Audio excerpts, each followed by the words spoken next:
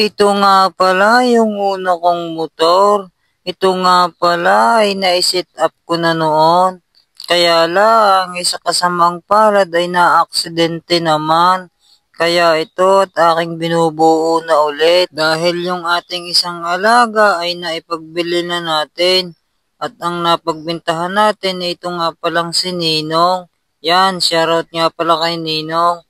At ako naman din isang tahimik lang sa Gedli at hindi ko naman alam magkalas niyan. Sa totoong buhay lang mga boss ito'y aking binuo na noon. At nung aking in-upload sa Facebook na may kapirasong montage ay napansin ni Ninong na ang magic lower daw ay hindi pa putol. Kaya ito dinala ko sa kanya at ang sabi niya i-sponsoran daw niya ako ng kanyang pagmamagic lower, kaya ito kinakalas na niya. Isang big thank you na agad pala kay Ninong dahil inisponsoran ako ng isang pagmamagic lower dahil kung dadalhin ko rin sa shop ay babayad pa ako. At habang nagkakalas sila din ay may naispatan ako dito, export din. Lintik din naman ang ipinupugi nito at kadin din naman ng baon. Ay siya, bibigyan ko muna kayo ng kapirasong montage.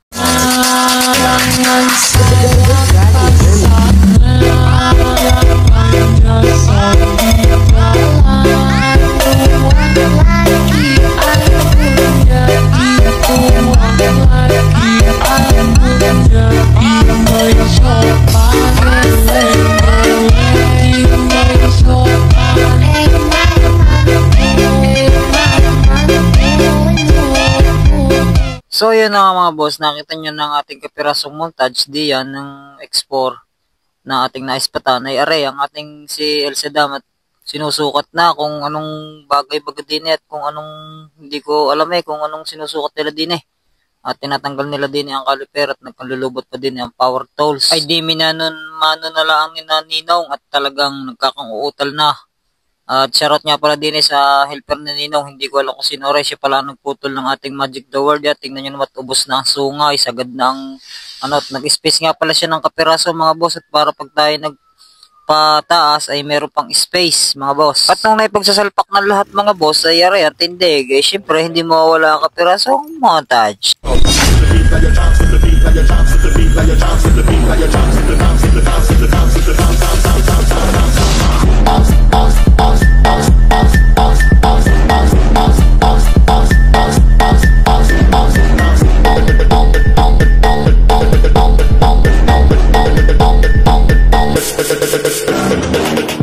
Ayo mga boss, paano? Hanggang din na lang ang video ko rin. Maraming salamat sa lahat na nanood at big shoutout kay Ninong at saka sa kanyang katulong na hindi ko na makalala. Shoutout na lang sa iyo boss.